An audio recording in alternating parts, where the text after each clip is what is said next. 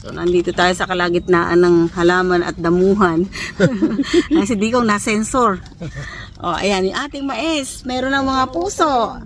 Tcharan! Ayan na, oh. In few days, few weeks, pwede na ito anihin. Good morning! Magandang umaga! Gusto na mga lolo, lola, nanay, tatay, kapatid at kaibigan. Do you know what is this? Ito yung bulaklak pala ng mustasa. Ang galing. Ang ganda, oh. Gagawin natin itong binhi pag magulang na, and then kukunin natin ang mga buto para dito. So, ang galing.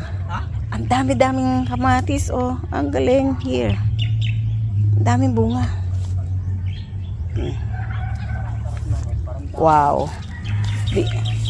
Kumpul-kumpul, oh. Ang galing, oh. Ayan, oh, oh, oh, oh. Wow. Ang galing ng mga kamatis. Ang bango. Ito yung namimiss ko nung kabataan. Yung amoy ng kamatis. Ang dami talaga, oh. Hanggang dun.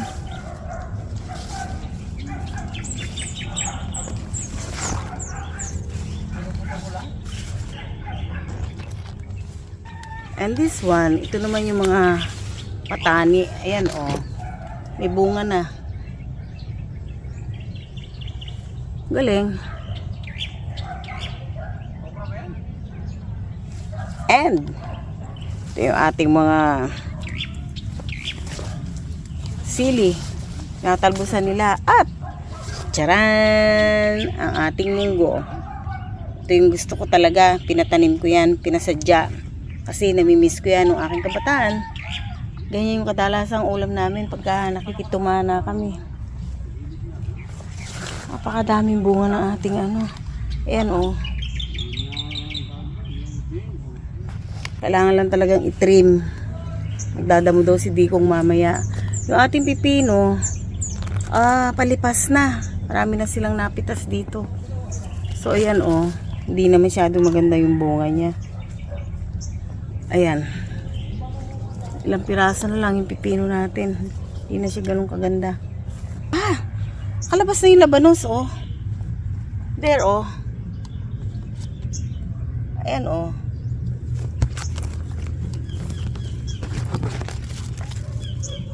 Pwede na tayong kumuha ng pansama sa sinigang. Ito yung ating mga beans. Ayan, oh. Daming bulaklak.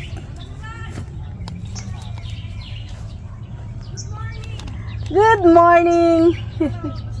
Lika!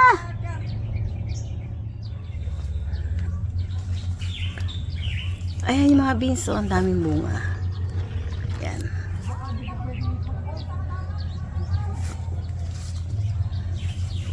Galing. Daming bunga ng beans. Meron tayong pang sahog sa nilaga o kaya naman pansahog sa pansit. Ayan, oh.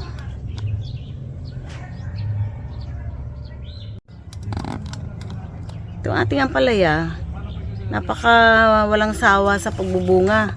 Marami nang napitas dito, and until now ang dami pa rin yung bunga. So hindi ko na alam paano tayo lulusot dito. Magti-trimming kami tomorrow. Itong mga lanta na dahon ng... Di ka pati itong lantang dahon ng ampalaya, tinatanggal yan, eh. Yan. Papal tayo bilhi, Tagalog ito, eh. Ay, sa bagay. Ayan, oh. Apitas ng isa. Eksi, eh. Oh. Pero ano na, ito siguro, ano na yan, ano, ayan, oh. Di ba ito, Dikong? Ito, oh. Ayan. Magulang na to. Pero pwede. So, nandito tayo sa kalagitnaan ng halaman at damuhan. Kasi Dikong na-sensor. Kailangan magdamo! Oh, ayan, yung ating mais. Meron ng mga puso. Tcharan! Ayan na, oh. In few days, few weeks, pwede na ito anihin. 15 to 25 days daw ito, eh. Pwede na anihin. Ang galing. Ito mais. So, ito, pipitasin natin yan maybe the other day para isasahog natin sa tinola. And here is our old rambutan. May mga bulaklak na. Ayan, oh. Ayan, oh. Yung ano, ba't pinitas sa kanilagay rin eh? Alin? Magulang eh. Ay, dapat ay biniwang binhi. Hindi ako. Hindi nga pwede ng binhit Maliliit. pangit oh. Pero masarap naman siya, di ba? O, ito yung okra, oh. Tumubo rin sa wakas. Ito, mahahaba na ito. Yung kasunod. Ha? Ito, mahahaba na yung patulo nito. So, ito, sitaw na ito, di ba? Hindi na ito beans. Sitaw. Sitaw na to. So, okra ito, tumubo na rin sa wakas. Nagpakita na rin. Bulaklak na yan, di ba? Oh. Ayan na, may bulaklak na yung okra. Ayan. Tiyaraan. Maganda ito pagka ano. Paano may balag ng kalabasa? Ito yung mga kalabasa, oh. Ganito din gagawin? Di ko? Alambre at saka ano?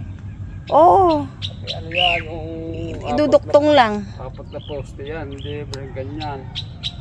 apat ba? Oo. Nangungulubot yata yung ano ng kalabasa. Baka hindi hiyang yung gamot niya. Sa init siguro yan. Ayan, oh. Ha? Sa init.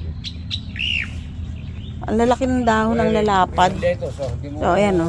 ginaw ng leto. Teka, babalik ako dyan. So, ito yung mga okra, oh. Ang dami na, oh.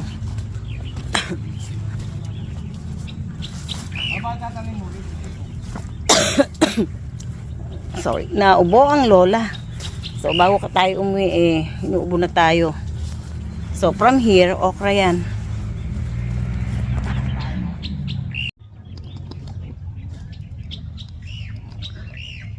So, ang bilis talagang mag-harvest ng gulay. Imagine mo, nung pag-alis natin 3 months ago, napakadami na nilang na-harvest and still, nag-harvest pa. And marami tayong bagong tanim like the okra na namumulaklak na. Although, matagal ang buhay nitong okra, so aabutan pa natin yan sa susunod na pag-uwi natin. 2 months from now. Ito mga kalabasa, tagal din ang buhay niyan. Pero ito talaga, oh, ang cute. O, diba? Yung mga mais na yan. Ang galing. Tapos ilang So, we are puno pa calculating how many ba yung itatanim nating puno dito pa sa pagitan ng mga kalamansi. And look at this. Ha? Yung ating apple mango. Oy! Daddy, may mga maliliit na nabunga. Ang dami.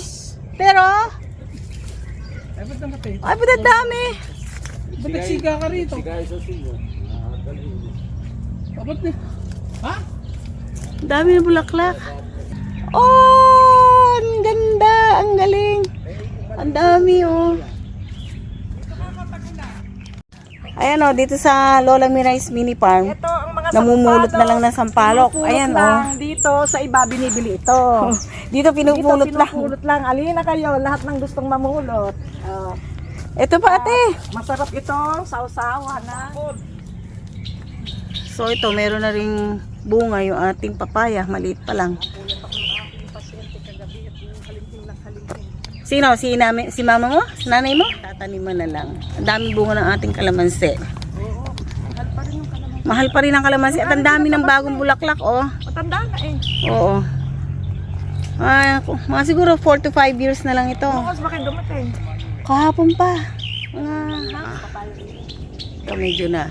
Ganda nung katabi naming resort, oh. Pandilig eh sa iba. Makapasyal nga dyan sa kabilang resort. Ayan, oh. Resort ng kapitbahay namin. Neighbor na resort. Ang galing, ang ganda. O, see? Meron kami mga halaman na to.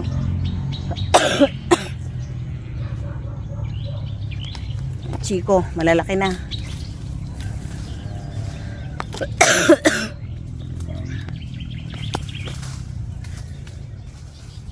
So, ito yung bagong tanim natin na Chico. Actually, binili natin siya grafted. So, o, digong, oh. Meron palang 3 bunga. 4. Ang lalaki na, oh. At yung ating lime ay walang sawa sa pamumulaklak. O, ayan. Dami. Yung ating mga malunggay, puro pruning ng pruning. Kaya,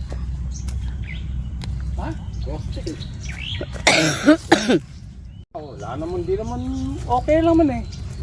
Eh, yung mga kamuting kahoy, sa singit-singit dyan. Oo nga, dyan nga. Lahat na yan, Dikong, para ano, lahat ng pwedeng singitan ng kamuting kahoy, sisingit natin dyan. Ito, wag niyo munang galawin kasi hindi na siya mamumunga. Ay, Dikong, meron ng bulaklak yung guava. Oh, ayun oh. Ayun oh. Puro na ito para mamunga na maganda. Alin? Ups. Pawis na pawis ang lola. Now is March, so kainitan dito sa farm. Ano ba ito, Dico? Namumunga na ba ito? Oo, di ba ano? Ha? Ayun, marami ng ano yan eh. Ayan, ang daming bulaklak. Kuya Bano. May bunga na ba? So this one, ito, naantay ko talaga lumaki ito para malaman ko kung dalandan ba siya, mandarin orange ba siya, o ano ba siya. Ito. Ito lang kita. Oo. Ito, ano to, avocado. Ito yun lang ka, oh.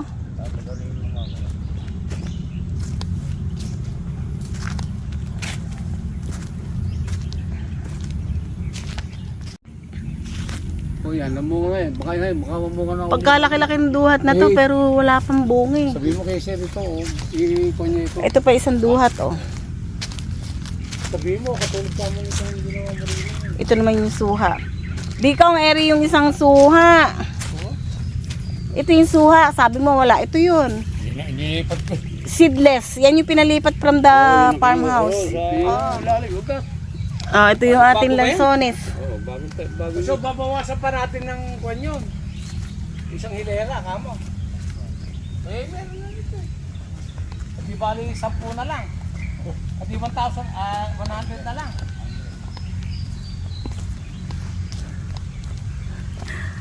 Daming bunga ng avocado. Oh. Wow. Ayan, ito malaki na, oh. Siguro, bago tayo umalis, pwede na itong pilitin. Ang cute. Mamaya yung kwan. Ayan, oh. Ang daming bunga. At ang dami pa rin bulaklak. So, by May, pag uwi uli natin, marami ring ibubunga pa yan. Ayan, oh. Ito, oh. Ayan, oh. Dami pang bulaklak, di ba? And then, dami na rin bunga. Pero yung ating papaya, I'm not very sure. Bakit siya talaga kumulot? Kaya, di siya mamunga ng maayos. At itong ating ano, ito, I think suha eh. Pero maliliit yung dahon niya to. Ito oh. Ito siguro yung dalandan na nabili ko na ano noon. Hindi ko na matandaan kasi. So yung papaya natin, ayan oh, kumulot. And this one is the avocado. Malaki na. So updated kayo mga lolo, mga lola ha. Ayan oh. Mumunga na yung ating papaya pero hindi siya magandang ano eh, maliliit. Kumain ka na ba dyan? Eh, ito. Ano ito? Dire-diretso ba bunga niya?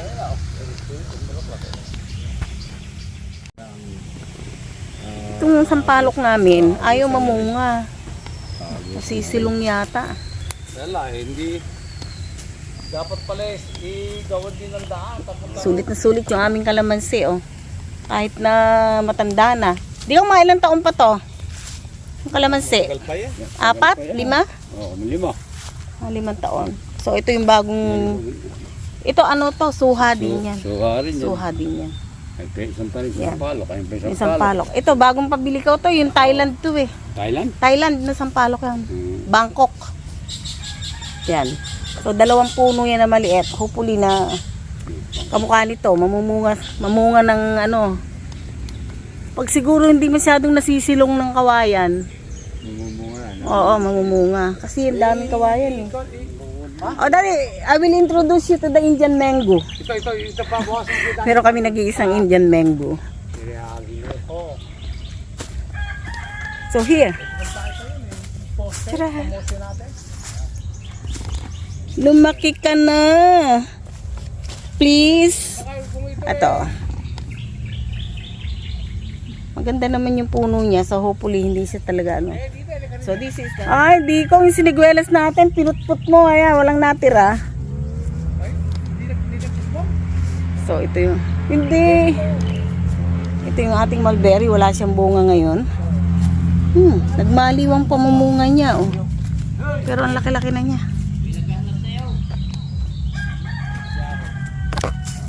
Tararan.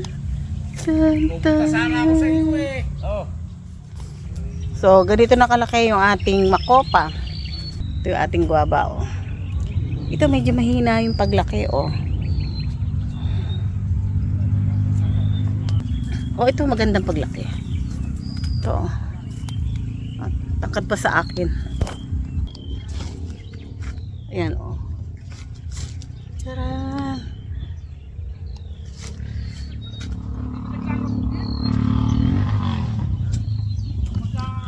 Mahirap mag-farming actually, pero very satisfying, especially kung makita mo na namumunga.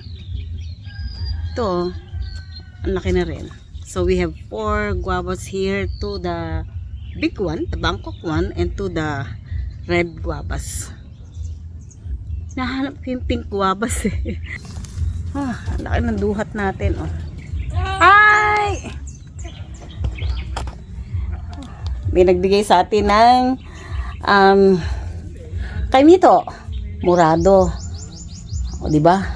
Napakasarap. Dito sa probinsya, uso yung bigayan. So, naka-receive tayo today ng madaming kaimito.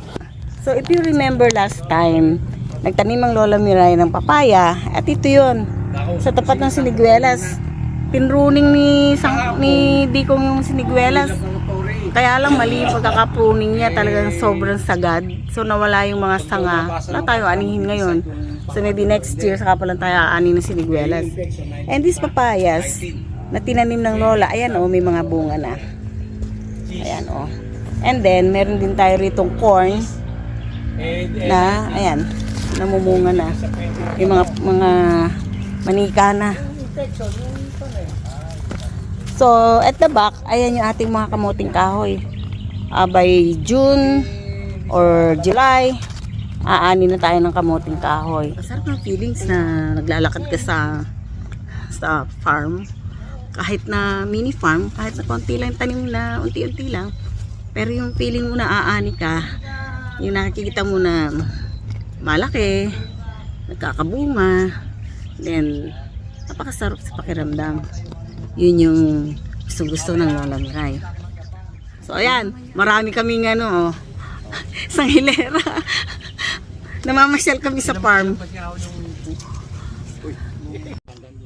So we're here at the mini farm extension, Lola Miray's mini farm extension, and tinitingnan natin kung anong ilang puno ng kalamansi ang pwede nating itanim. Kasi sa Tagaraw, may tubig pa ba yan? Wala na. So dito sa extension, kaunti lang yung tanim nating puno. So hindi pa siya masyadong naayos. Kaya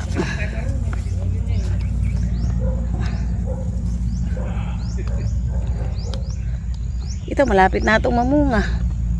Avocado ito eh. Hindi ko alam which one is murado, pero yung isa nito murado. Saan tayo dadaan? Ang Lola Miray. Dito na naman sa ano.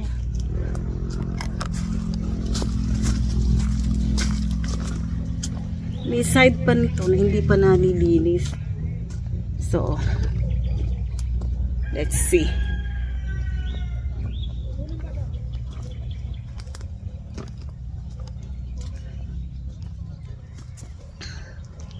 So, babalik na tayo sa kamarin. Sana yung ating daan. Naliligaw yung Lola. Ayun. Very easy. Oh. So, sa siyam na bunga, may natitira pa ng 1, 2, 3, 4, 5. So, nakaka-4 na harvest na kami. And, merong bagong sulpot. Is 1, 2. Ang galing. Amig gamot. So, mga lola, mga nani, mga tatay, hanggang sa muli. Salamat sa pagsama sa Lola Miray for today's video. Balik na tayo sa farmhouse.